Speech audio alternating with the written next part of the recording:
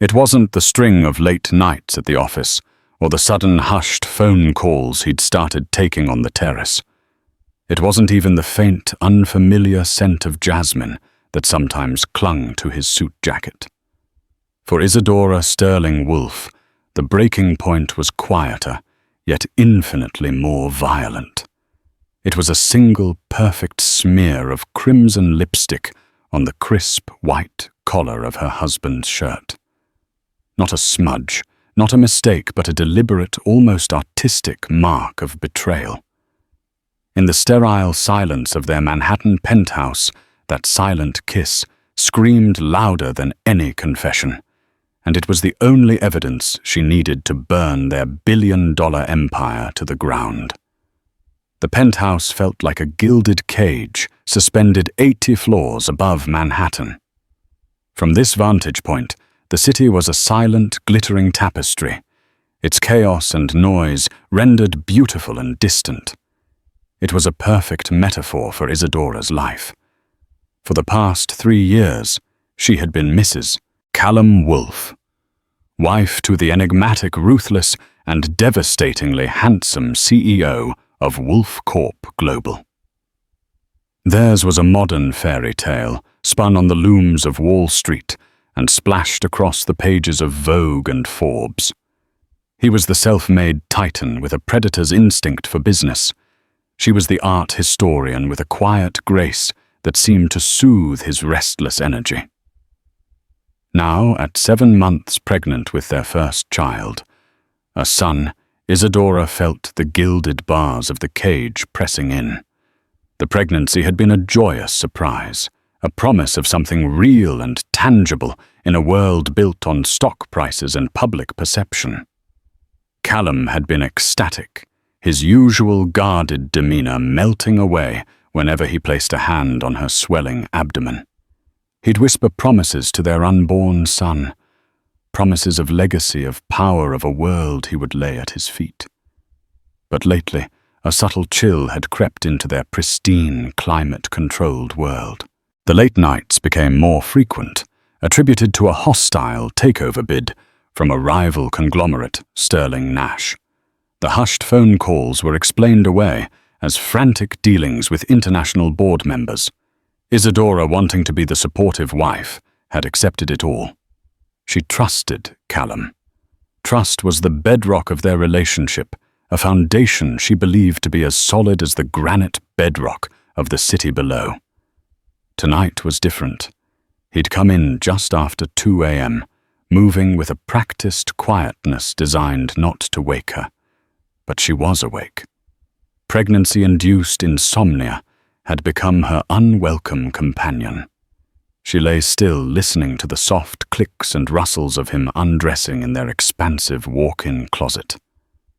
The air was thick with an unspoken tension she couldn't quite name.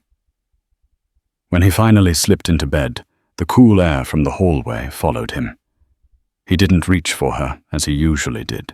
He simply lay on his back, his breathing unnervingly, even for a man supposedly exhausted from a 16-hour workday. "Tough night," she murmured into the darkness, her voice a little thick with sleep. He startled a barely perceptible tensing of his muscles. "Isadora, I thought you were asleep." "Yeah." It was brutal. "Sterling Nash is playing dirty." "You'll beat them."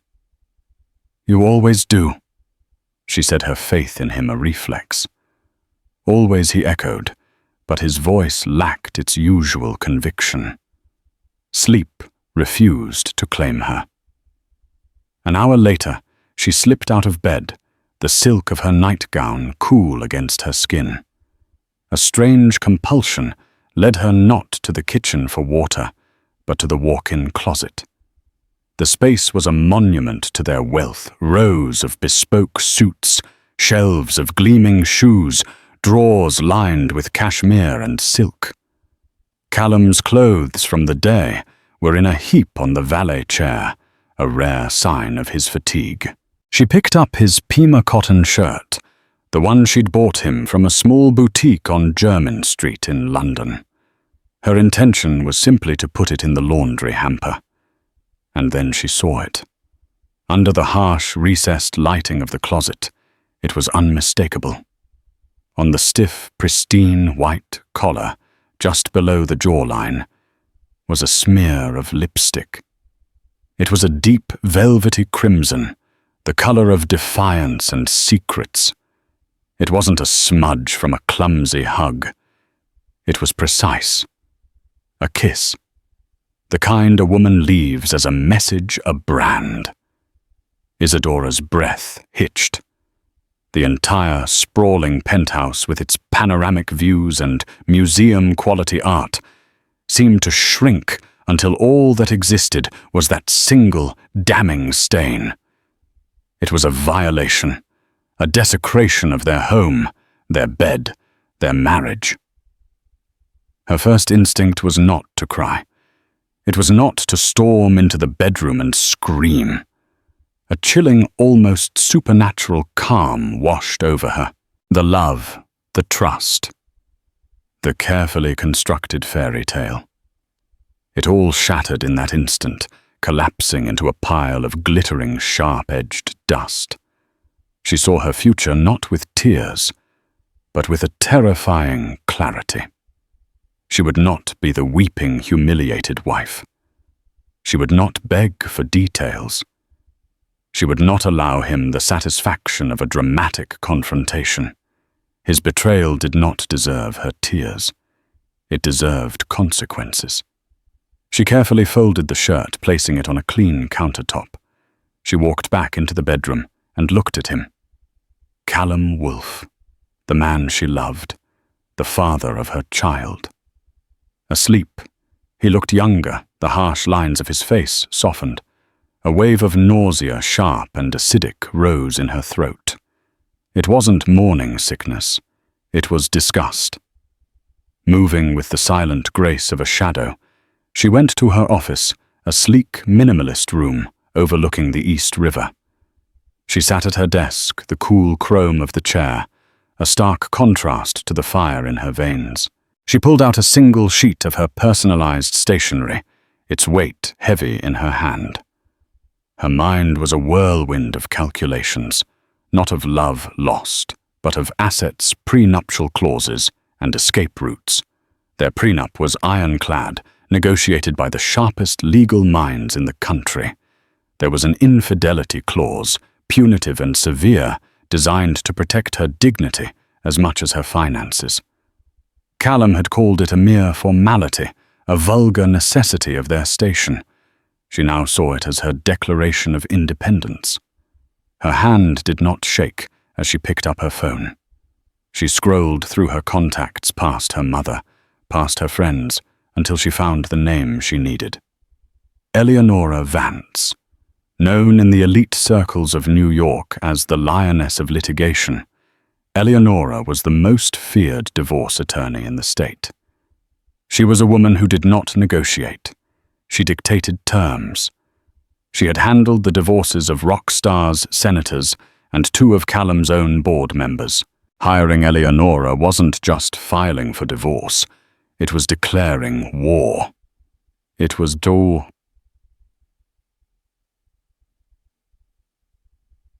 a.m. Isadora didn't care.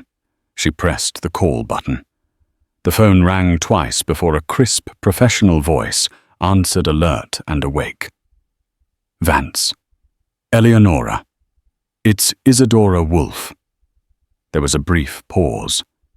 Isadora. Is everything all right?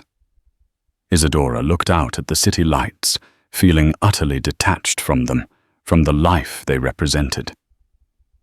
I need to retain your services, she said, her voice as cold and clear as the glass window in front of her. I see, Eleonora said, her tone shifting from concern to business.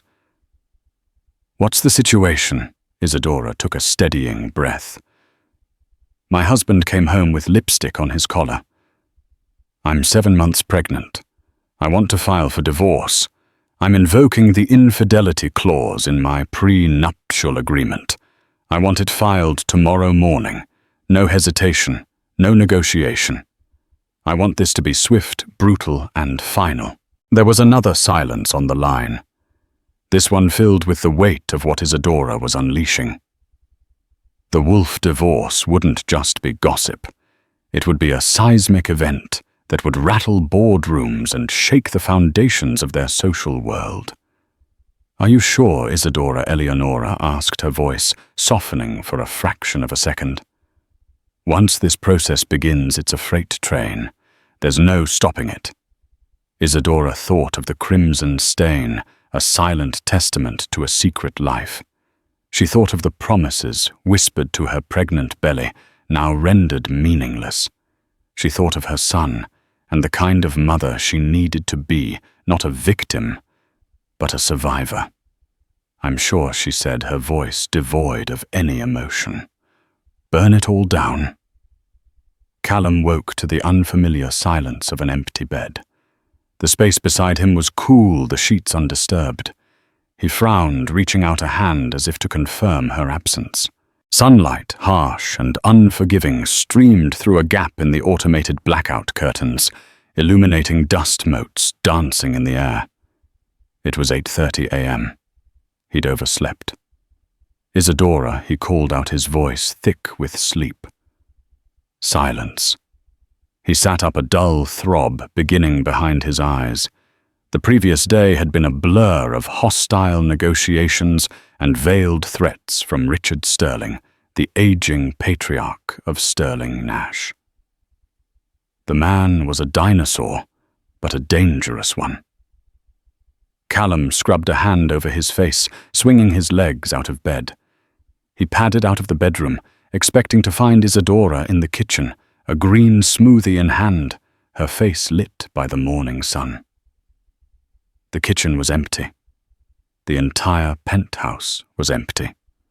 A profound and unsettling stillness had fallen over the cavernous space. Even the air felt different, thinner, colder. On the gleaming marble of the kitchen island lay a single object, his platinum American Express card.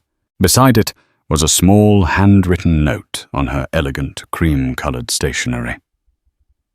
"I won't be needing this anymore." His heart hammered against his ribs. This was wrong. All wrong. He strode through the apartment, his unease growing with every empty room. Her office, pristine. The nursery with its half-assembled crib and walls painted a soft, dreamy blue, achingly silent. He finally reached the walk-in closet. Her side was bare. It was as if she had been surgically removed from the life they had built. Dresses, shoes, jewelry, all gone. The only thing left was the faint, lingering scent of her perfume, a ghostly reminder of her presence. A cold dread colder than any boardroom battle seized him. He pulled out his phone to call her. The call went straight to voicemail. He tried again. Voicemail. He sent a text. "Isadora, where are you? What is this? Call me." No response. The message remained unread. He was blocked. Callum Wolf, a man who could get the president on the line with a single call, was blocked by his own wife. Panic began to fray the edges of his legendary composure. He called his head of security, a former Mossad agent named Avi. "Find my wife, Callum," commanded his voice tight. "Track her phone. Find out where she is. Now!" Right away, "Mr. Wolf, Avi," replied, his tone uncharacteristically hesitant. "But, sir, there's something else. A courier arrived an hour ago, from the law offices of Eleonora Vance." Callum froze. Eleonora Vance? The lioness. He knew the name well. He'd celebrated with a client who had been financially ruined by her. What was it? Callum asked, his voice dangerously low. "Legal documents, sir. I didn't open them. They were addressed to you personally." Callum hung up and stormed to the foyer. The sleek envelope lay on the console table, her name stark and ominous in the corner. His hands trembled slightly as he tore it open. The legalese was dense, but the words leaped off the page sharp as knives. Petition for dissolution of marriage. Irreparable breakdown.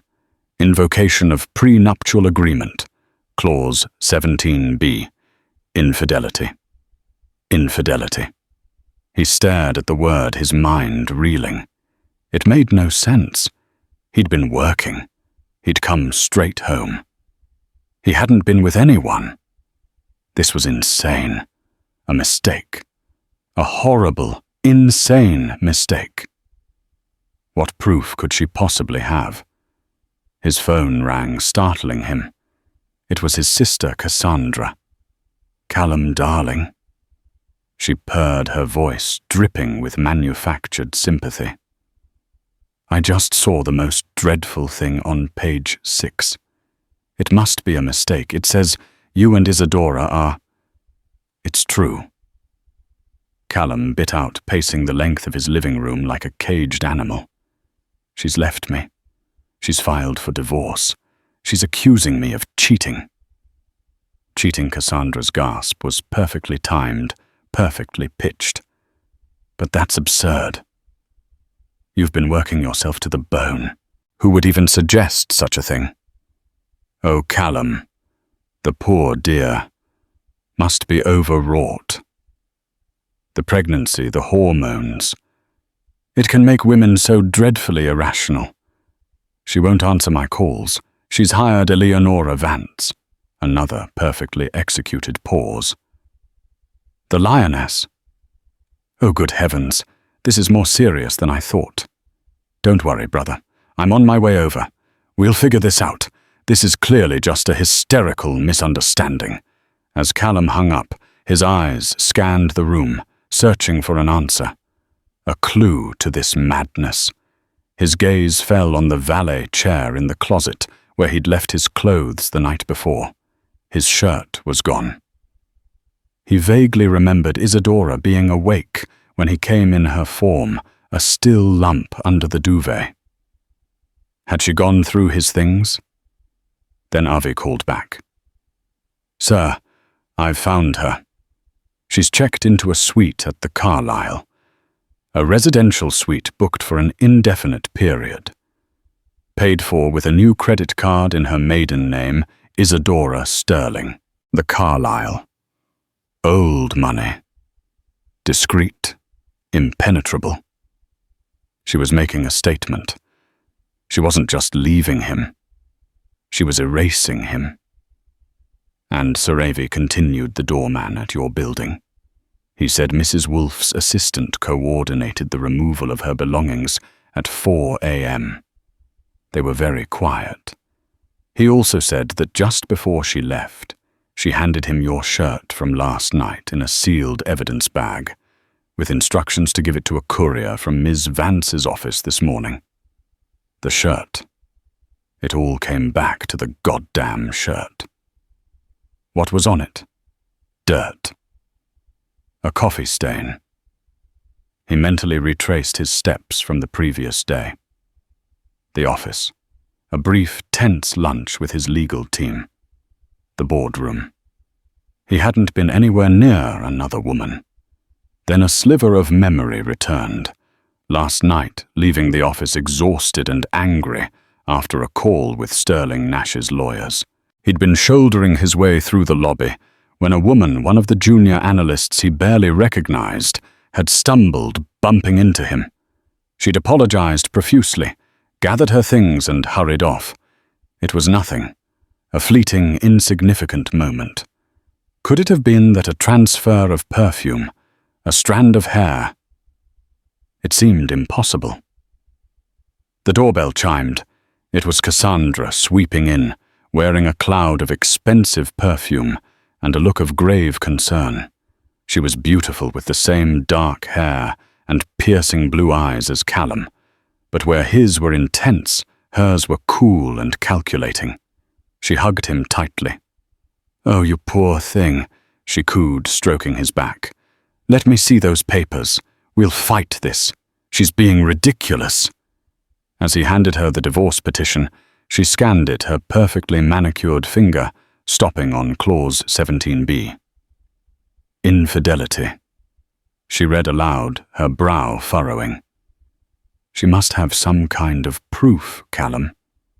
Even a hormonal woman needs a catalyst. Think. Was there anything? Anyone? No, he roared, the sound echoing in the silent penthouse. Nothing. I was in the lobby. A girl bumped into me. That's it.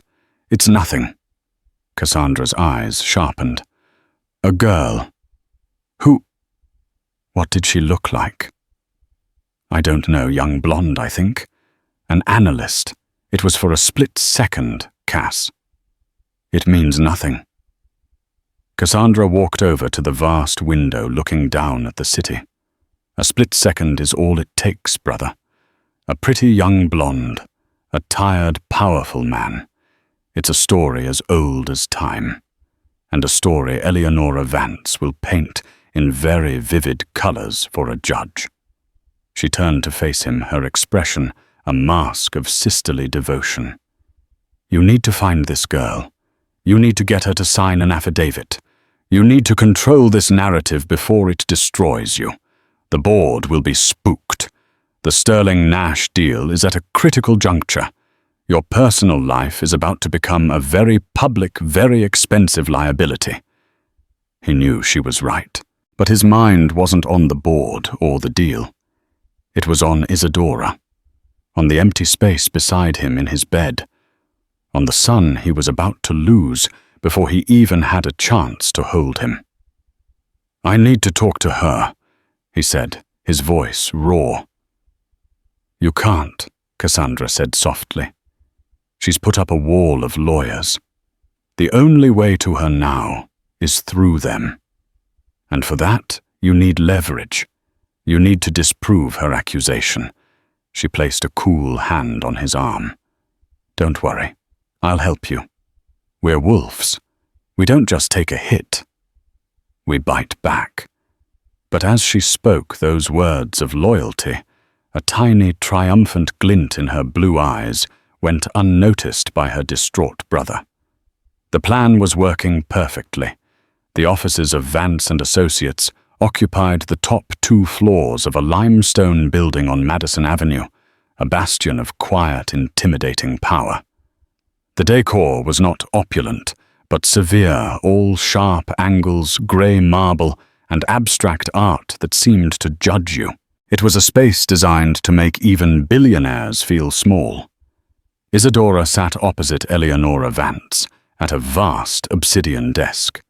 Eleonora, in her late 50s, had iron-grey hair cut in a severe bob and wore a suit of military precision. Her eyes, the color of a stormy sea, missed nothing. The petition has been filed and delivered, Eleonora stated, her voice a low, steady hum. Callum Wolfe is officially on notice. The shirt is on its way to a forensic lab we use. We'll have a full analysis of the substance, including the brand chemical composition and likely batch number by the end of the day. Isadora nodded, her hands clasped tightly around a glass of water. She felt strangely disembodied, as if she were watching a movie of her own life. His reaction will be twofold. Eleonora continued, steepling her fingers. First, denial and attempts to contact you directly.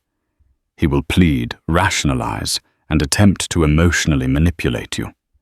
You have done well to block him. Maintain radio silence. All communication must go through me. Second, he will launch his own investigation. He will try to find the source of the lipstick. He will deploy the full, terrifying force of his resources to construct a counter-narrative. What if he claims it was an accident? Isadora asked, her voice barely a whisper. A smear on a collar is not an accident. It is an intimacy. Eleonora said, her gaze unflinching. In the eyes of the court, and more importantly in the context of your prenup, the burden of proof is on him to demonstrate its innocence. A very, very difficult task. As if on cue, Eleanora's assistant buzzed through on the intercom. "Miss Vance, I have Marcus Thorne on the line for you. From Wolf Corp. Marcus Thorne, Callum's chief counsel and right-hand man.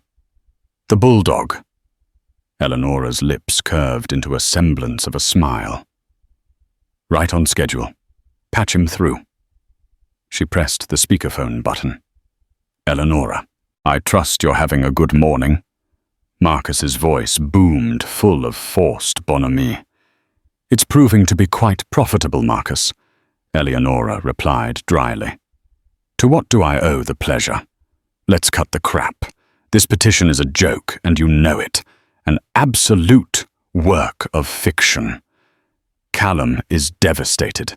His wife, who is clearly not in a rational state of mind, has abandoned him based on a preposterous and insulting accusation.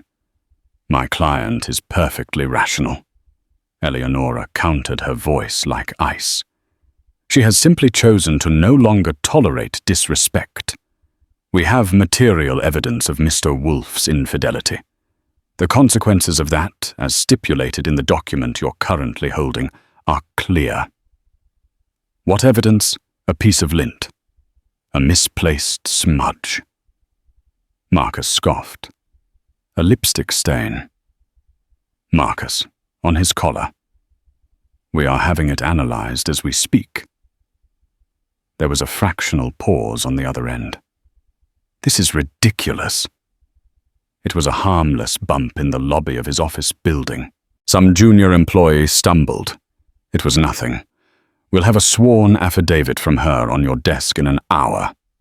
Isadora's stomach clenched. A junior employee. A clumsy girl. It was such a plausible, demeaning excuse. The kind of story that would make her look like the hysterical pregnant wife. But Eleanora was unfazed. An affidavit from an employee whose livelihood depends on your client's goodwill. Forgive me if I find that less than compelling. Send it over.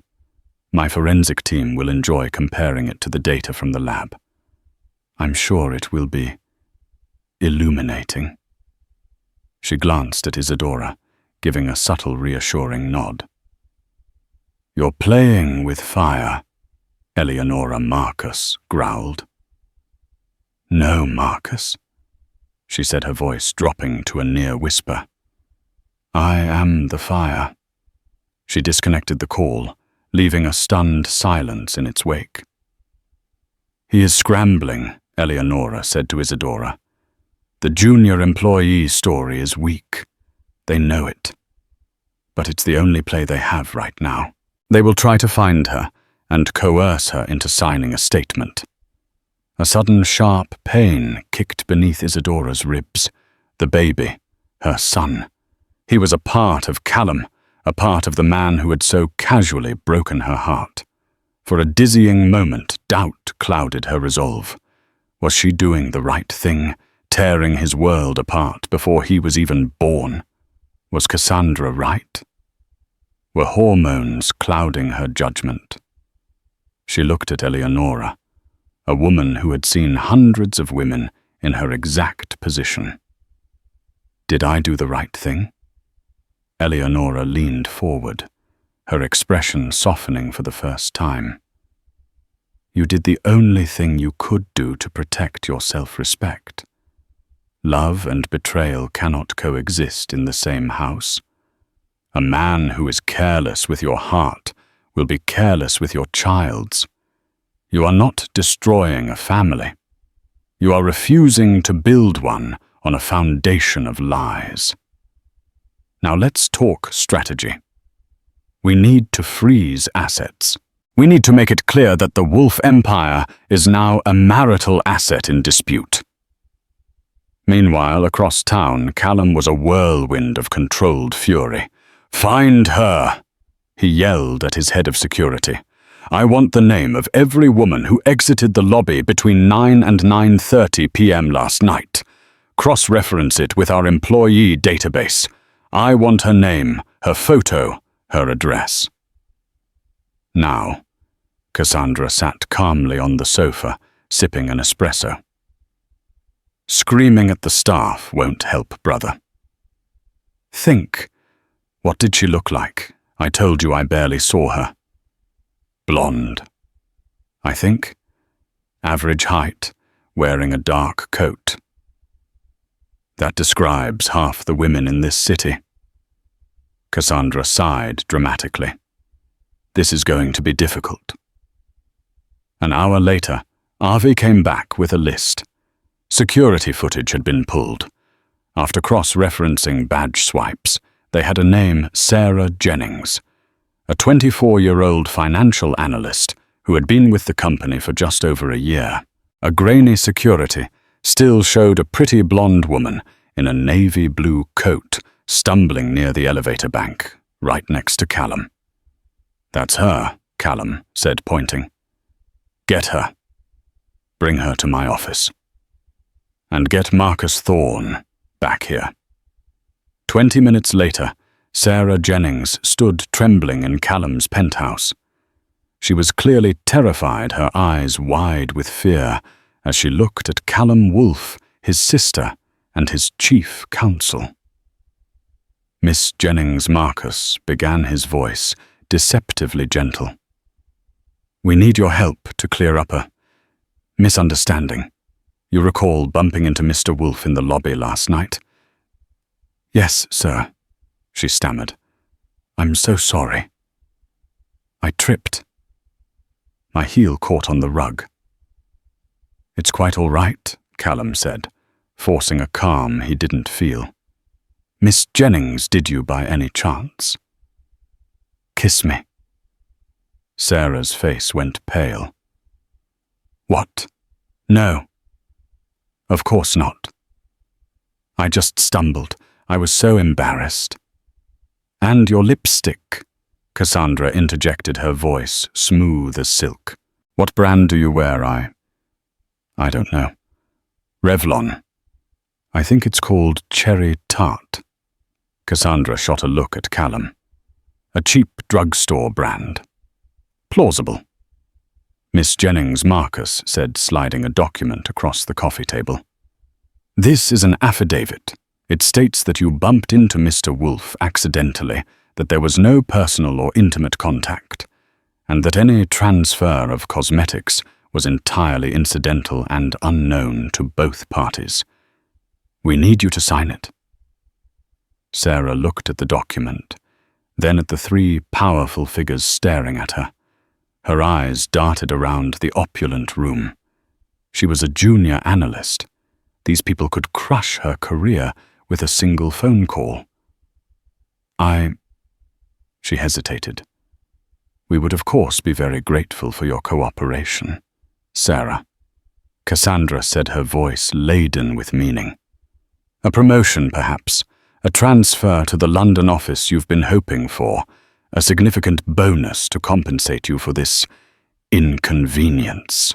The offer hung in the air, a mixture of bribe and threat.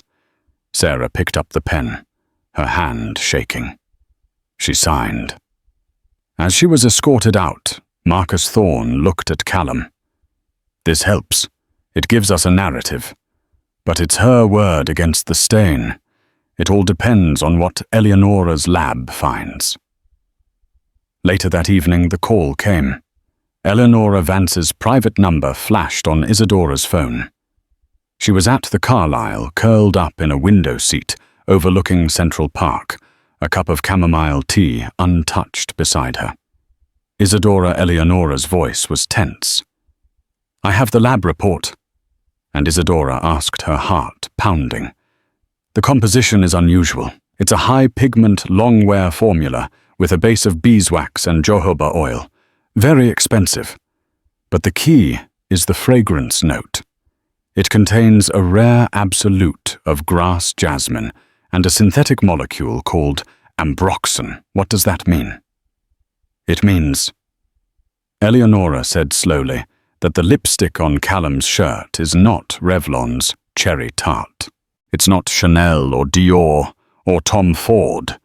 It's a custom blend, There's only one perfumer in New York who uses that specific jasmine absolute in his bespoke cosmetic creations. A man named Jean-Pierre Dubois. Isadora's blood ran cold. A custom blend. This wasn't an accidental smudge from a clumsy analyst. This was deliberate, planned. The story about the girl in the lobby. It's a lie, Isadora whispered. It's a complete fabrication designed to mislead us. Eleonora confirmed. Someone went to a great deal of trouble to create a specific lipstick and ensure it ended up on your husband's shirt. This is no longer a simple case of infidelity, Isadora. Eleonora paused, letting the weight of her next words sink in. This is a conspiracy. The revelation that the lipstick was a bespoke creation changed the entire landscape of the war. For Isadora, it was a terrifying pivot. The betrayal was no longer a simple, albeit painful act of passion by her husband. It was a cold, calculated plot. But who was the architect, and was Callum a participant or another pawn? The doubt, a venomous seed, began to sprout. Could he have been so foolish as to use a traceable custom lipstick in an affair? It seemed sloppy for a man whose life was a testament to meticulous planning. Her conversations with Eleonora took on a new urgency. We need to find out who commissioned that lipstick from Jean-Pierre Dubois. Eleonora stated, her voice sharp over the phone. He's notoriously discreet. His client list is a who's who of this city's elite. He won't talk without pressure. What kind of pressure? Isadora asked. The legal kind, Eleonora responded. I'm filing a subpoena for his records. He can either cooperate with us, or he can explain his actions to a judge. We'll see which he values more, his client's privacy or his own liberty. In Callum's camp, the signed affidavit from Sarah Jennings had brought a fleeting sense of relief, which was quickly obliterated by a call from Marcus Thorne. Eleonora's lab report came back. Marcus said, his voice grim. Callum could hear the strain. The lipstick isn't Revlon. It's some kind of one-of-a-kind bespoke blend. Callum felt the floor drop out from beneath him. What? That's impossible. The science says otherwise, Callum. Vance knows our story about the analyst is a lie. She's subpoenaing the perfumer who made it a guy named Dubois. We look like fools at best and conspirators at worst. We didn't just get caught in a lie. We got caught in a stupid one. Callum's mind was racing. The girl Sarah Jennings was a dead end, a pawn. The lipstick was the key. Someone had planted it on him. But who and why? The Sterling Nash takeover was the obvious answer. Richard Sterling was old-school dirty, creating a scandal to destabilize Wolf Corp's CEO during a hostile bid was exactly his kind of move. It's Sterling, Callum, said conviction hardening his voice. It has to be. He's trying to sink me. Find out who he knows, who he meets with. I want eyes on him, on his family, on his executives. Cassandra, who had been listening silently from across the room, stepped forward. Of course it's Richard Sterling, darling. He's a viper. This has his slimy fingerprints all over it. While you and Marcus focus on him, let me see what I can find out about this Jean-Pierre Dubois. A woman's touch might be more effective. I'll appeal to his artistic sensibilities, creator to creator. Callum nodded, grateful for his sister's proactive stance. Good. Do it. Find out who he made that lipstick for.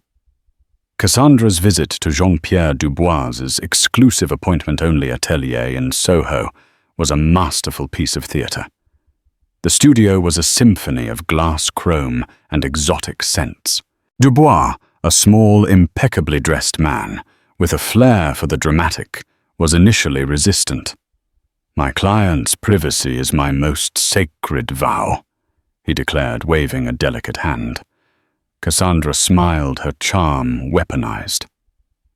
"Monsieur Dubois, I am not here as a lawyer. I am here as a patron of the arts. Your work is legendary.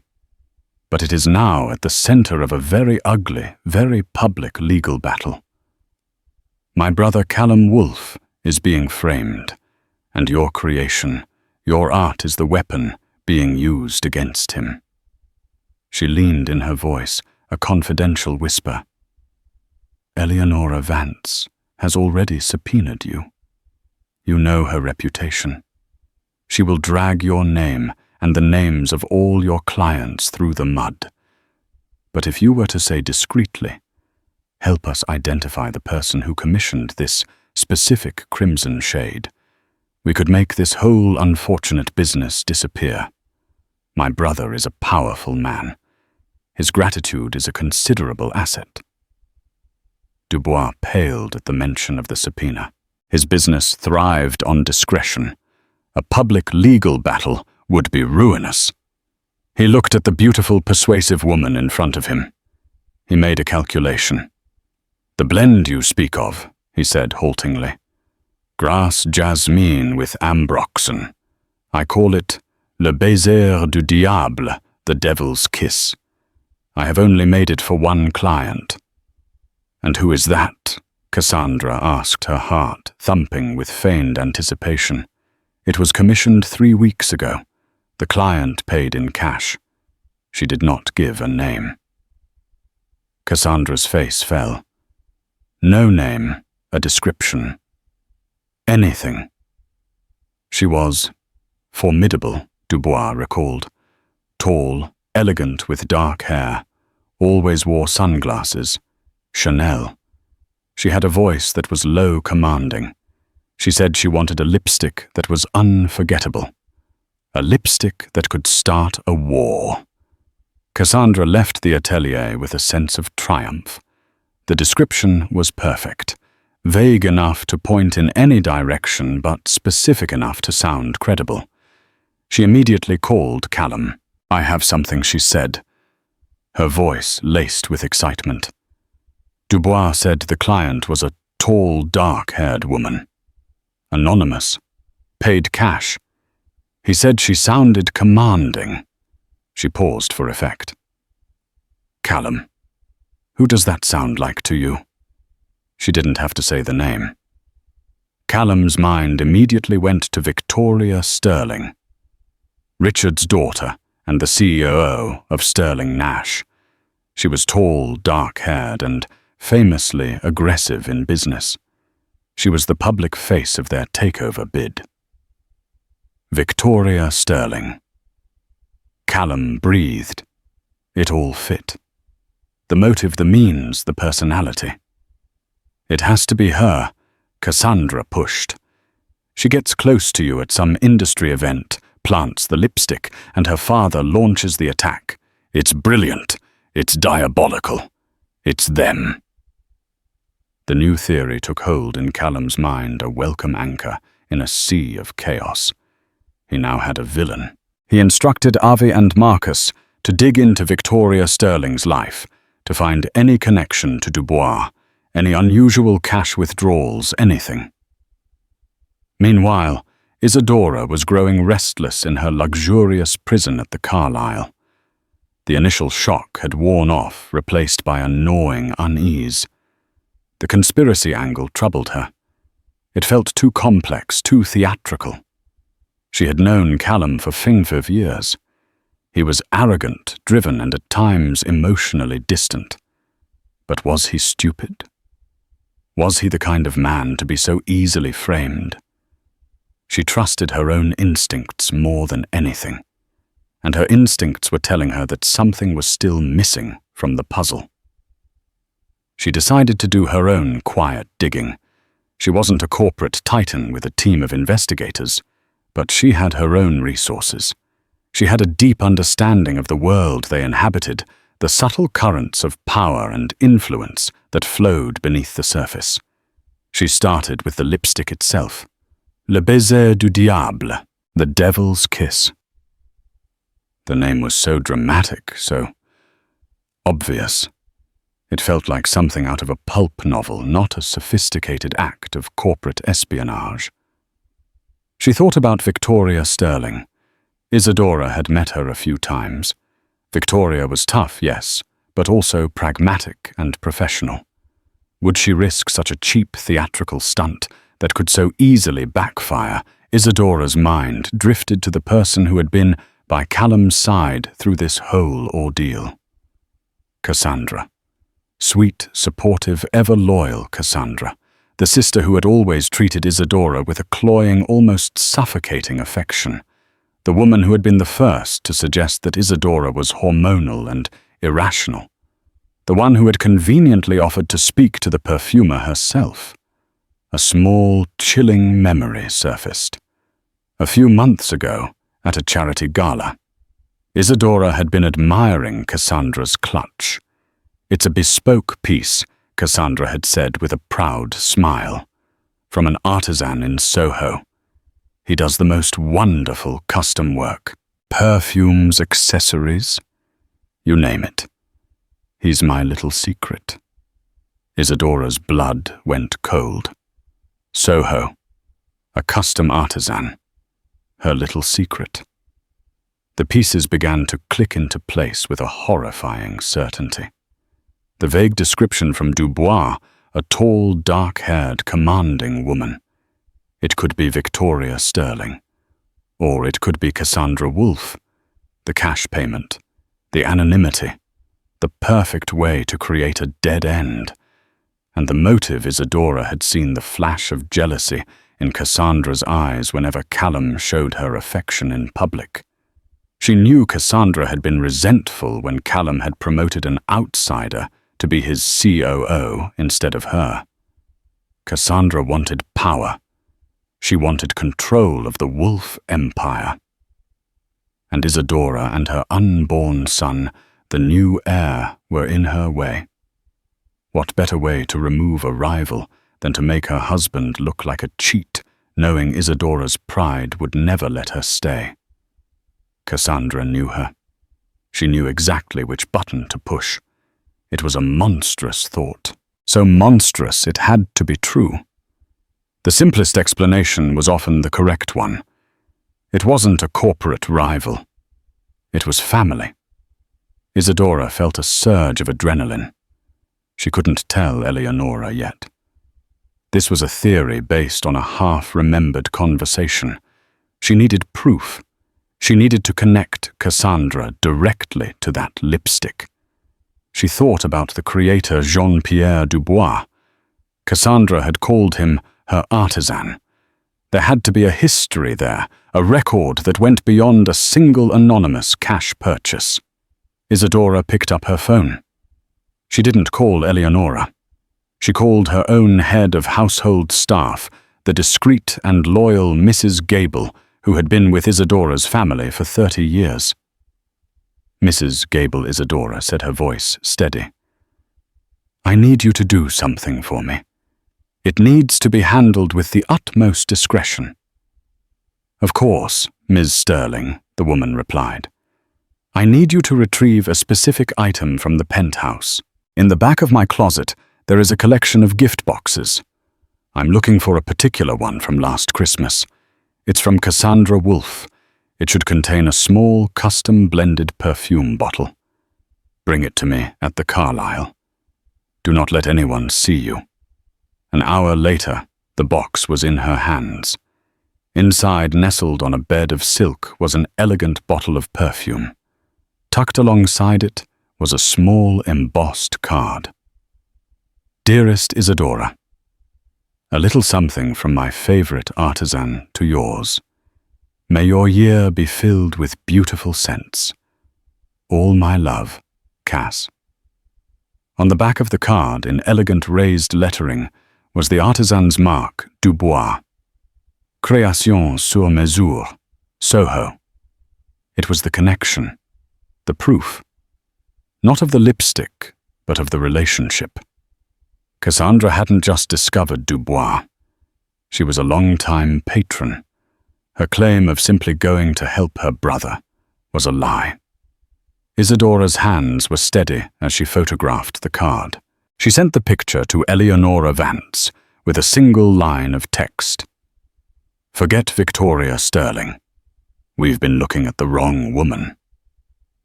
Eleonora Vance stared at the picture of the Dubois business card sent from Cassandra Wolfe to Isadora. It wasn't a smoking gun, but it was a direct contradiction to the narrative Callum's team was building. Cassandra hadn't been a helpful stranger investigating a lead. She was a known patron of the artisan at the heart of the conspiracy. "This is excellent, Isadora Eleonora," said over the phone, a rare note of excitement in her voice. "It establishes a pattern of behavior and a pre-existing relationship. It proves she lied to Callum about how she found Dubois. Now we leverage it." Eleonora's next move was surgical. She didn't confront Callum's team with the new evidence. Instead, she filed a motion to depose Cassandra Wolfe, citing her as a material witness with undisclosed connections to a key figure in the case. The legal papers landed on Marcus Thorne's desk like a grenade. Callum was apoplectic. "Depose my sister." "On what grounds? She's been trying to help me." Apparently her help involved concealing her long-standing relationship with the man who created the lipstick, Callum Marcus said, rubbing his temples. "Vance knows. She sent a copy of a gift card Cassandra gave Isadora last Christmas, from the same artisan Dubois. Cassandra told us she was going in cold. She lied." The words hung in the air, thick and poisonous. Callum felt a disorienting wave of confusion. Why would Cassandra lie about something so trivial? "It doesn't make sense," Callum muttered, pacing his office at Wolfe Corp. "She's been my biggest supporter through all this." "Has she?" Marcus asked pointedly.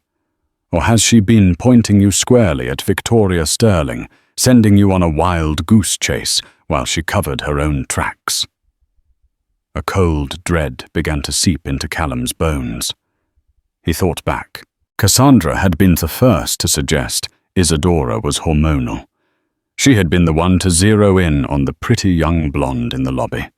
She had masterfully extracted a vague description from Dubois that perfectly fit their chosen suspect. She had been directing the entire investigation from the wings. He felt sick. The deposition was scheduled to take place in a neutral conference room at Eleonora's firm. It was the legal equivalent of a gladiatorial arena. Isadora was advised not to attend to avoid emotional distress, but she insisted. She would not hide. She would face the woman who tried to ruin her life. She sat beside Eleonora, a silent, powerful presence, her pregnant belly a prominent symbol of everything at stake. Callum sat with Marcus, looking haggard and lost. Across the table, Cassandra looked immaculate in a sharp, tailored suit, her expression one of polite bewilderment, as if she were the victim of a terrible clerical error. Eleonora began her questioning, deceptively gentle. She established Cassandra's relationship with her brother, her position within the family, her knowledge of their marital life. Then she moved to the night of the incident. "Ms. Wolfe, Eleonora," said her voice even. "You offered to assist your brother in investigating the origins of the lipstick stain, correct?" "Yes." "My brother was in distress. I love him. I wanted to help," Cassandra said smoothly. "And in your desire to help you visited the atelier of Monsieur Jean-Pierre Dubois." "I did." "Was that the first time you had ever met or engaged the services of Monsieur Dubois?" Cassandra's eyes flickered for a nanosecond toward Callum. "Yes. I found his name through a simple online search for high-end perfumers in Soho. It was the critical lie." Eleonora paused, letting the silence stretch. She then produced a clear plastic sleeve containing the gift card. Mr. Wolf, can you identify this card? Cassandra stared at it, her composure finally cracking. A faint flush crept up her neck. It appears to be a card I sent to my sister-in-law. A card from your favorite artisan, Monsieur Dubois. Sent last Christmas, months before you claimed to have first discovered him online. Can you explain this discrepancy to the court? The air in the room was electric. Marcus Thorne put his head in his hands. Callum stared at his sister, his face a mask of dawning horror. I forgot. Cassandra stammered, her voice losing its silky quality. It was a small gift. It slipped my mind. You forgot? Eleonora repeated, her voice dripping with disbelief. You forgot about your favorite artisan when your brother's entire life was imploding over a product that could only have come from that very artisan. That seems unlikely. Eleonora pressed on, relentless. Let's talk about the description you obtained from Monsieur Dubois, a tall, dark-haired, commanding woman. A description you immediately used to point your brother toward his business rival Victoria Sterling. He said it was a woman who fit that description. Cassandra snapped, her composure shredding.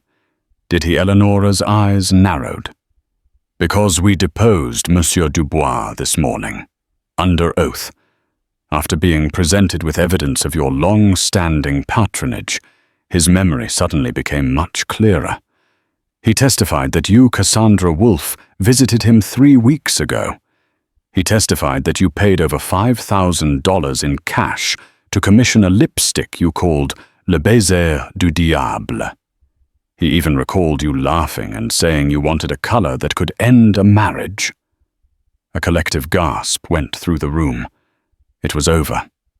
The lie was completely exposed. Cassandra lunged to her feet, her face contorted with rage. He's lying. That little man is lying to save his own skin. So your testimony is that a respected artisan is perjuring himself. For what reason? Eleonora asked calmly. But Cassandra wasn't looking at Eleonora. Her furious, hate-filled gaze was locked on Isadora. You! She shrieked, pointing a trembling finger. This is all your fault. You came into our family and you took everything from me. You took my brother. You took my place. He was my family, and you made him weak. I saw the way he looked at you, at your precious baby belly. He was going to give it all to you, to your son. The legacy, the name, the company. What about me? I'm a wolf. I deserved it more. The confession, raw and venomous, spilled into the sterile conference room. All pretense was gone. All that was left was the ugly, festering jealousy that had motivated the entire plot. Callum rose slowly from his chair, his face ashen. He looked at his sister as if seeing her for the first time. The woman he thought had been his staunchest ally was his greatest enemy. He hadn't been betrayed by a stranger or a rival. He had been betrayed by his own blood. He turned his head and looked at Isadora. Her expression was not triumphant. It was one of profound, weary sadness. He saw the pain in her eyes, the pain he had so arrogantly dismissed, and he finally understood its source. The lipstick wasn't about sex. It was about a calculated, intimate cruelty designed to destroy the one thing he had finally started to value more than his company, his family. He took a step toward her, his hand outstretched, his mouth open to speak, to apologize, to beg. But Isadora simply stood up, gave a slight, almost imperceptible shake of her head to Eleonora, and walked out of the room without a backward glance. The door clicked shut behind her, leaving Callum alone in the ruins of his life, with the echo of his sister's hate and the deafening silence of the wife he had already lost. The aftermath of Cassandra's confession was a cold, silent collapse. The deposition ended abruptly, and Cassandra, exposed and venomous, was escorted away, her name instantly becoming a byword for sordid family psychodrama. The Wolf Empire, once unassailable, was now just a fractured dynasty. Callum remained frozen in the conference room, suffocated by the weight of the betrayal. It wasn't just the frame-up, it was the chilling precision of his sister's attack. She had weaponized his flaws, his workaholism, his pride, his emotional distance. She knew Isadora's strength and self-respect would be the mechanism of the plan's success.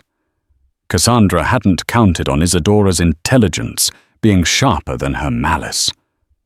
In the week that followed, Callum moved with a brutal finality. Cassandra was stripped of her board seat, her funds, and her social standing. He surgically excised her from their world, not from anger, but from a cold necessity. Yet this purge did nothing to fill the void in his own life. The penthouse felt like a mausoleum, and the silent, half-assembled nursery was a monument to a future he had lost. He finally understood the lipstick wasn't about sex.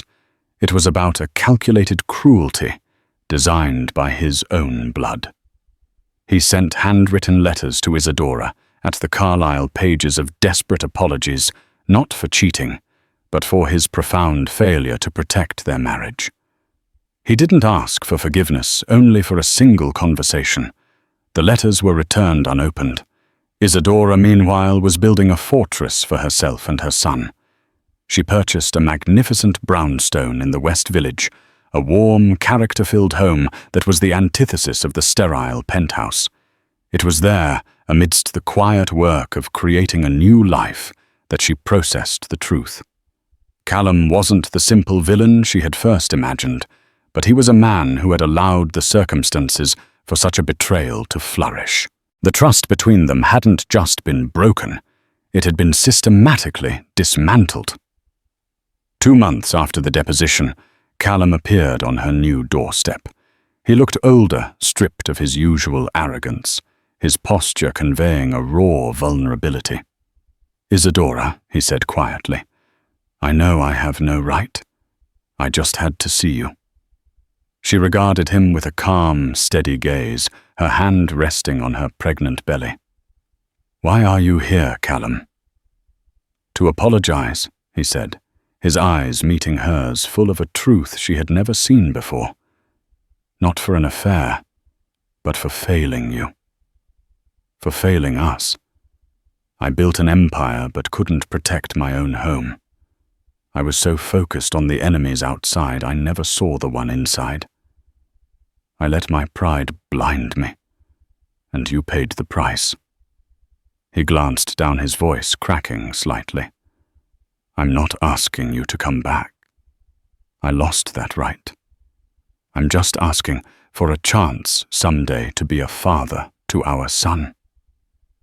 Isadora listened, feeling the steady kicks of the life within her. She saw a man finally confronting the ruins of his own making. The anger had faded, replaced by a quiet, weary sorrow. "The divorce is off," she said softly. A flicker of hope ignited in his eyes, which she quickly tempered. "But don't mistake that for forgiveness," she continued, her voice firm. "The fairy tale is dead, Callum. The trust is gone. If we are ever to be anything again, it cannot be what we were. It has to be something new, something honest, something built from the rubble." She stepped back, leaving the door open. It was not a promise of reconciliation, but the barest possibility of it. An invitation not to the life they had lost, but to the difficult, uncertain work of building a new one. Callum stepped inside, crossing the threshold into a fragile future.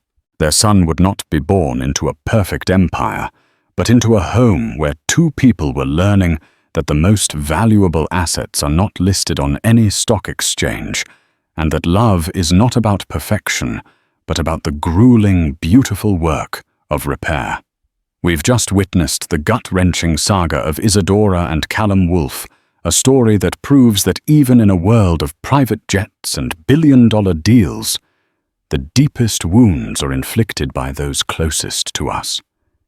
It wasn't just about a lipstick stain. It was about the chilling reality of betrayal, the strength it takes to burn down a life that no longer serves you, and the painful, complex path toward rebuilding. Their journey is far from over. Trust once shattered is the hardest currency to earn back. If you were on the edge of your seat watching this high-stakes drama unfold, and if you believe in the power of a woman who knows her worth, then show your support. Don't forget to hit that like button, share this story with anyone who loves a gripping tale of love and betrayal, and most importantly, subscribe to the channel for more real-life dramas that you won't want to miss. Hit the notification bell so you're the first to know when our next story drops.